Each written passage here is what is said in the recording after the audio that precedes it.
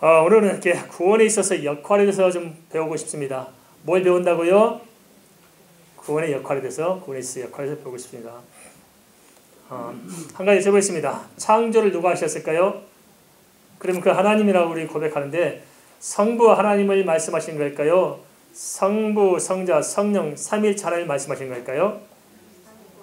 삼위일체 하나님을 말씀하시죠. 그렇죠? 엘로힘이라는 단어를 제가 한번 설명해 드린 적이 있죠. 엘로힘은 장엄 복수라고 합니다.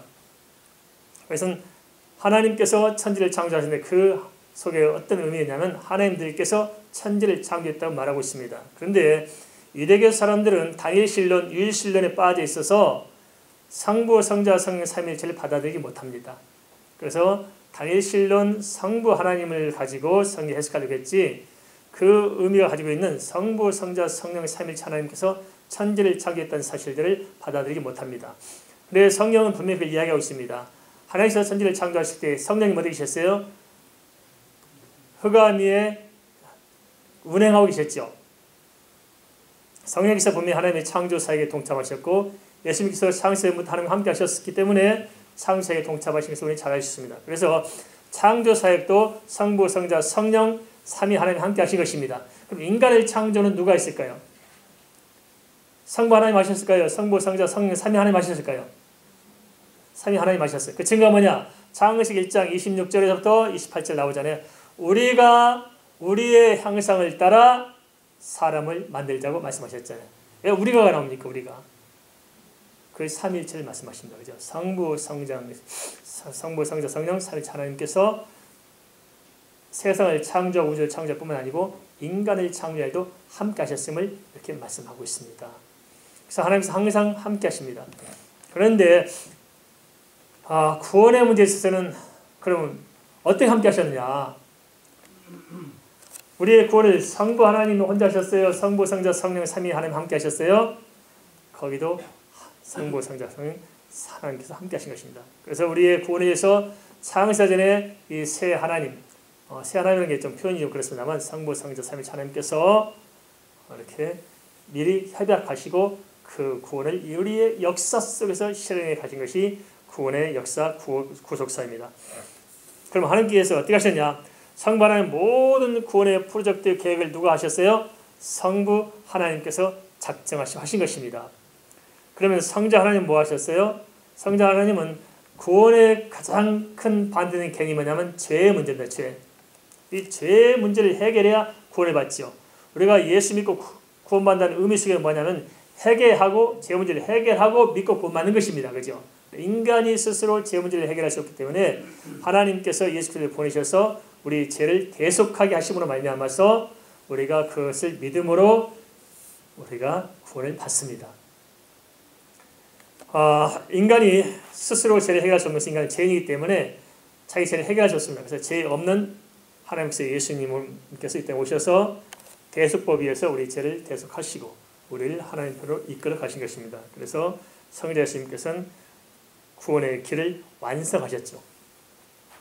그리고 성령 하나님 하신 역사는 무엇이냐?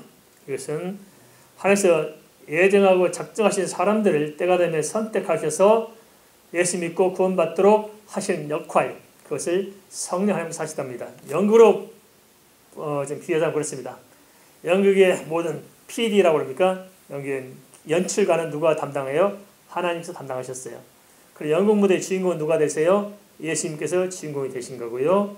관객은 누굴까요? 누가 모집해와요? 성령 하나님께서 관객을 모집해서 이렇게 하시는 것입니다. 구원의 사역도 성부, 성자, 성령, 삼위 하나님께서 이렇게 하시는 것입니다. 그래서 성부 하나님만 또 성자 예수님만 성령님만 이렇게 구원 사역을 감당한 것이 아니고 세 분이 함께 하셔서 구원의 사역이 완성되는데 이제 이미 하나님의 계획대로 다 성취가 됐고 예수님께서 부활 승천하셨고 다 완성되어 있어요. 그렇기 때문에 지금은 성령 시대란 말이 무슨 말이냐? 이 완성된 구원을 접목하고 사람을 변화시키기 위해서 누가 하시는 사역이에요? 성령 하나님 하시는 사역입니다. 이걸 우리가 잘 아시는 것이 그렇습니다. 예수님께서 부활을 하시고 나서 이 땅에서 40일 동안 계셨거든요. 근데 그동안 40일 동안에 제자들 외신 몇 번 만났냐면 3번밖에 안 만났어요.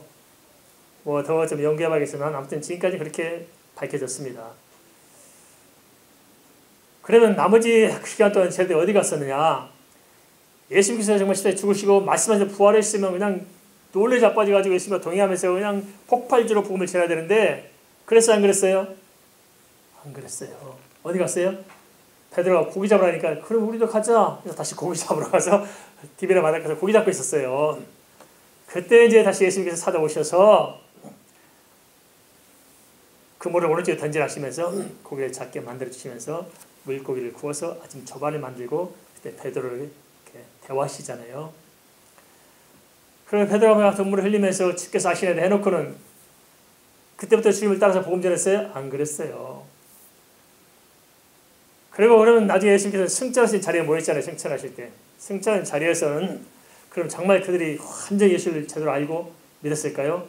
아니요. 물론 구원하는 믿음은 있었겠지만은 그 충만한 믿음이 없었습니다. 그 증거가 뭐냐? 예수님께서 지금 다 부활하시고 승천하신 그 자리에서 제자들이 뭘 뭐래요? 주여 이스라엘을 회복할 때가 이때니까 묻잖아요. 무슨 말입니까? 영원한 주의 나라의 성취를 묻는 것이 아니고 그때까지도 이 민족적 이스라엘, 혈통적 이스라엘을 로마로부터 회복할 때가 지금이 맞습니까? 하고 묻고 있어요. 관심이 어디가 있어요? 하나님 나라에서 이 땅에 있어요? 이 땅에 있었던 거예요. 전혀 지금 성경이 말한 것과는 지금 상반되어 있습니다. 예수님께서 그걸 아시죠? 그래서 예수님께서 십자가를 지시기 전부터 뭐니 말씀하셨어요? 내가 떠나는 것이 유익하다. 내가 가면 또 다른 보혜사가 와서 뭐 하느냐? 내가 너에게 가르친 것을 생각나게 할 것이라고 말씀하셨어요. 그리고 최후의 승차에 전에 뭘 말씀하셨습니까? 예수님께서 예루살렘을 떠나지 말고 아버지께서 약속하신 것을 기다리라고 말씀하셨잖아요.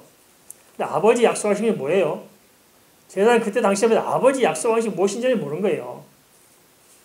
그러니까 무조건 떠나지 말라 했으니까 아버지 약속하신 걸 기다리고 있었어요. 그 사람이 뭐였어요? 맞대를 세우고 기도하면서 이렇게 지냈잖아요. 그때 사도행전 2장 50절 성령이 마가다락방에 임하잖아요. 그죠? 그러면 그때 성령을 충만히 받고 나서 성령이 하신 일을 들여다보니까 첫 번째 되는 일이 뭐냐? 하나님께서 하신 모든 말씀, 예수께서 하신 말씀이 생각나고 깨닫게 된 거예요. 그래서 아 그렇구나. 예수께서 언약대로 오신 그리스도구나 하는 사실을 그때 완벽하게 깨달은 거예요. 그래서 그 예수가 우리의 그리스도라는 사실을 깨닫자 가슴이 뜨거워져서 견딜 수가 없어서 가서 베드로 와서 그냥 예루살렘에서 증거했는데 그때 5,000명, 4,000명 올려 들어온 거예요. 강력한 역사가 있지 않습니까? 저 성령을 우리가 충만히 받아야 성령께서 결국은 말씀이 깨달아지고 믿어지는 것입니다. 믿습니까? 필요해 성신은 사역을 하신다는 거예요. 근데 한 가지 좀 약간 외주로 말씀드릴 게 뭐냐면 어디 가서 한번 말씀드리는 생각이 납니다만은 예수님에 대한 이해를 좀 잘할 필요가 있는 것 같습니다. 이렇게 예수님이 이 땅에 오셔서 뭐라 말씀하시냐면 하나님을 향해서 아버지라고 말씀하시죠. 그럼 우리가 혼란을 겪어요. 아니 뭐 삼일째 하나님이라고 그러는데 성부 하나님은 아버지고 성자 예수님은 아들인가? 관계가 묘연해지잖아요. 여기서 혼란이 겪는데 이것을 풀기 위해서는 뭘 받으면 하나님의 언약적인 것을 살펴볼 수 있어야 됩니다.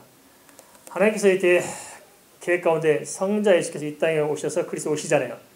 그리스도 오신 자는 어떻게 알 수 있도록 하셨습니까? 모든 구약의 언약이 성취된 자가 그리스도예요. 그래서 이 땅에 오셔서 이제 사역에 임할 때는 두 가지 칭호가 있죠. 이름도 물론 알려주겠습니다만 두 가지 칭호. 하나는 하나님의 아들이요 그리스도입니다. 믿습니까? 하나님 아들 그리스도라 일컬음을 받아야 돼요. 그래서 마태복음 16장 16절에서 베드로가 저는 그리스도시요 살아계신 하나님의 아들이라고 고백하잖아요. 그러니까 바야나 시몬아 내가 복이 있도다. 예수님 선언하셨어요. 이 땅에서 예수님께서 뭘로 칭호가 이루어져요? 그리스도 하나님 아들이라 칭호를 받습니다. 아들이시여 하나님 아들이시라는 고백은 무슨 말입니까? 바로 당신이 언약의 그리스도라는 그 고백인 것입니다. 그래서 아들이라는 칭호가 중요합니다. 그러면 이 땅에 오실 때 예수님은 어떤 모습일까? 한쪽에서는 인간의 예수만 이야기하고 한쪽에는 영적인 예수만 이야기하는데 아닙니다. 하나님이심과 동시에 사람인 예수로 이 땅에 오셨습니다. 완벽한 인간과 동시에 완벽한 하나님으로서 이 땅에 오신 거예요. 그런데 이 땅에 오신 신부는 변함없는 하나님이시지만은 이 땅에 그리스도 오셨기 때문에 당신 신분이 그리스도로서 합당하게 하나님의 아들로서 처신하신 것이 예수님께서. 그래서 기도하는 장면을 보죠. 우리가 기도하는 것도 아버지여 하나님이여 아버지여 아버지시여 할 수만 있다면 이 자리에서 옮기시옵소서. 아들의 모습을 갖습니다. 그 그리스도의 자리에 서 있는 것입니다. 그걸 말씀하신 것이고 또 하나 우리가 또 사도행전 1장에서 나왔다시피 그 날과 그 시는 누구만 알아요? 아버지 마시고 아들도 모른다고 말씀하셨잖아요. 그러면 어찌 된 일입니까 도대체? 예수님이 하나님이신데 왜 당신이 이 땅에 재림오시는데 그날 것이 몰라요? 말 안 되잖아요. 그 두 가지 의미가 있다는 거예요. 하나는 너희들은 알 바가 아니다 하는 것을 분명히 말씀하셨고요. 사람을 통해서 알게 하신 것이 아니고 믿음으로 징조를 보고 깨닫고 지금 의지함으로 함께 동의한 것을 분명히 다시 확인시켜 준 것이고요. 또 하나는 뭐가 있냐면은 아버지만 나신 당시 의미가 뭐냐면 하나님으로서 예수 그리스도는 알고 있지만은 아들로서 이 땅에 메시아로서 온 그 자리에서는 예수님께서 결정한 사항이 아니고 하나님의 사항인 것을 예수님께서 말씀하신 것입니다. 그래서 하나님께서 알고 계시지만 그 사역적 측면에서 하나님의 주권을 이 땅에서 인정하심으로 메시아의 자리를 지켜내신 것을 성경에 이렇게 보이고 있습니다. 좀 이해가 되십니까? 납득이 됩니까? 예. 그래서 우리가 한번 살펴봤으면 좋겠고요. 그래서 구원은 성부, 성자, 성령, 삼위일체 하나님의 사역과 동시에 그럼 이 구원을 얻기 위해서 뭐가 필요하냐? 하나님께서 우리에게 주신 것이 뭡니까? 그것은 우리에게 성경 말씀을 주신 것입니다. 그래서 성경을 교육하는 성령님께서 주신 이 말씀을 우리가 성령님께서 택한 백성들에게 열어주셔서 믿도록 해야만 성경을 믿고 예수 만나서 하나님 만나 구원을 얻는 것입니다. 이게 성령의 사역입니다. 그래서 성령이 아니고서는 절대 구원받을 수 없고 성경 말씀을 통하지 않고서는 구원에 이르지 못합니다. 하나의 말씀을 믿어야 됩니다. 이 문제가 우리가 복잡해. 그러면 우리가 성경 어려운데 어떻게 66걸 다 알고 믿습니까? 그거 아닙니다. 성경은 모든 성경은 어디를 펴든지 누구에 대한 이야기예요? 예수님에 대한 이야기입니다.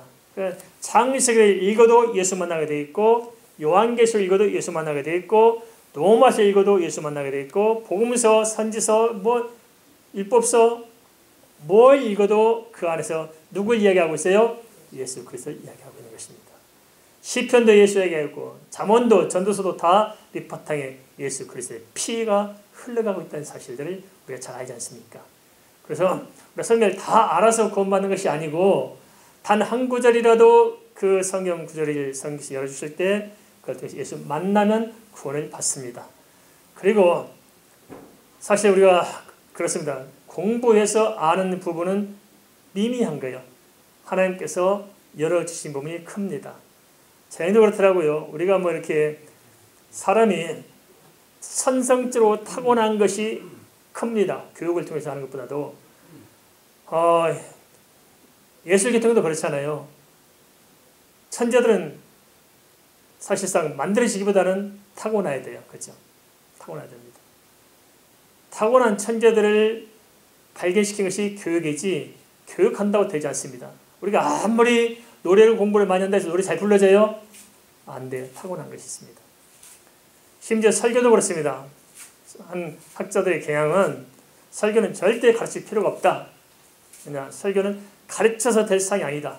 왜냐? 하나님께서 선택한 제 종들 메신저를 세우실 때는 하나님께서 그 사람에게 합당한 능력을 이미 주셨기 때문에 성령의 감동하시는 그를 통해서 말씀이 흘러나오게 되어 있다. 쓸데없이 잘못 가르쳐가지고 망치지 마라 하는 쪽도 있습니다.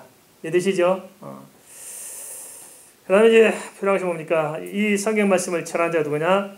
바로 전도자와 교회가 전하는 것입니다. 우리가 기록된 말씀을 다 깨달아 알지 못하기 때문에 전도자를 통해서 말씀을 풀어서 알리죠. 빌립 집사가 에디오피아 내시에게 말씀을 가르치잖아요. 깨달아 알잖아요. 그 말씀을 가르친다는 무슨 말입니까? 내가 다 알아서 가르친 것이 아니고 말씀과 접할 수 있도록 문을 열어주는 것이고 가이드 해주는 것입니다. 그래서 바로 이런 것도 마찬가지입니다. 그는 가이드하는 것이지 뭘 알겠습니까? 이렇게 하면은 하나님께서 성령께서 역사하셔서 예수 그리스도를 만나게 하신 것입니다. 다시 한번 요약하고 정리하겠습니다. 구원의 역할, 첫째는 성부 하나님의 역할이 있죠. 정리되셨죠? 그 다음에 성자 하나님 역할, 성령 하나님 역할, 성령 말씀의 역할, 전도자 역할, 5가지만 기억하십시오. 한번 손 흔들어 보십시오. 첫 번째는 구원에 있어서 누가 주장하세요? 주관자는 하나님. 그 다음에 구원의 길 여신 분 누구예요? 예수님. 그 이룬 구원을 내게 깨닫고 알고 믿게 하신 분은 누구예요? 성령 하나님. 우리가 뭘 통해서 그러면 그 구원에 들어갈 수 있어요? 성경 말씀. 그 성경 말씀 우리가 어떻게 해야 그 말씀을 깨달아 알 수 있어요? 전도자와 교회를 통해서 알 수 있는 것입니다. 그죠? 그렇게 하면 우리 한 가지만 하면 되고요. 믿음으로 가는 겁니다.